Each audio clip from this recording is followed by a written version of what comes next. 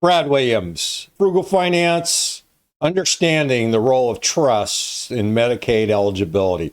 Many individuals exploring Medicaid as an option for covering long-term care costs often consider trust as a strategy to qualify. However, most trusts, whether revocable or irrevocable, do not offer a viable solution for Medicaid eligibility. Understanding how Medicaid evaluates trusts and asset transfers is essential to avoid penalties and disqualification. Limitations of trust in Medicaid planning. Individuals with assets exceeding Medicaid's limits often seek ways to restructure their financial situation to meet eligibility requirements. One approach some consider is transferring assets into a trust.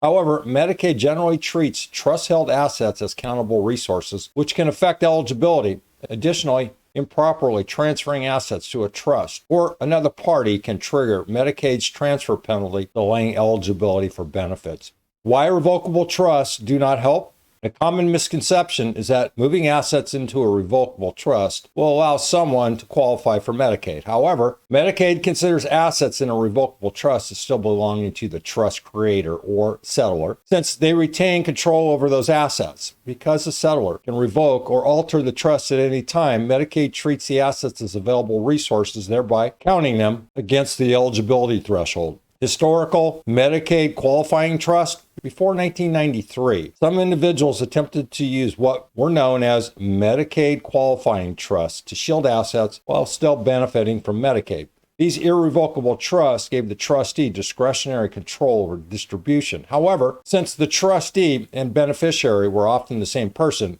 Medicaid treated the trust assets as still available to the beneficiary. Consequently, these trusts ended up disqualifying applicants instead of helping them gain eligibility. How Medicaid treats irrevocable trust?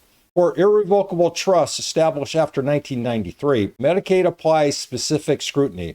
If a trustee has discretion to distribute assets to the trust creator or their spouse, Medicaid considers those assets available resources. If the trust prevents any distribution to the settlor, Medicaid does not count those assets as available. But transferring them into the trust could still trigger a transfer penalty, delaying eligibility. For example, if an irrevocable trust grants the trustee discretion to distribute funds to the settlor or their spouse, Medicaid assumes those funds remain accessible and will include them in asset calculations. Conversely, if the trustee has no discretion to distribute funds to the settlor, Medicaid will not count those assets but still impose a penalty for transferring them into the trust. Handling trusts containing multiple contributors. Some irrevocable trusts contain assets from multiple individuals, including both spouses and other contributors. In some cases, Medicaid assesses the portion belonging to the Medicaid applicant. Any distribution not benefiting the applicant or their spouse could be classified as a resource transfer, potentially leading to a penalty period. Trusts that may help with Medicaid eligibility. Although most trusts do not aid in Medicaid qualifications, there are exceptions. Specific irrevocable trusts structured according to Medicaid rules can allow individuals to protect assets while maintaining eligibility. Two key types of such trusts include special purpose trusts. These are federally recognized irrevocable trusts that allow individuals to transfer assets without those assets being counted against them. Examples include first-party special needs trust, designed for individuals under 65, allowing assets to be used for their benefit without affecting Medicaid eligibility. Pooled trust, managed by nonprofit organizations. These can hold assets for individuals of any age without disqualifying them from Medicaid. Income trusts, also known as Miller trusts. In some states, individuals with income exceeding Medicaid's limits can use a Miller Trust to redirect excess income while remaining eligible for benefits. Seeking professional guidance? Navigating Medicaid eligibility rules and trust structures can be complex.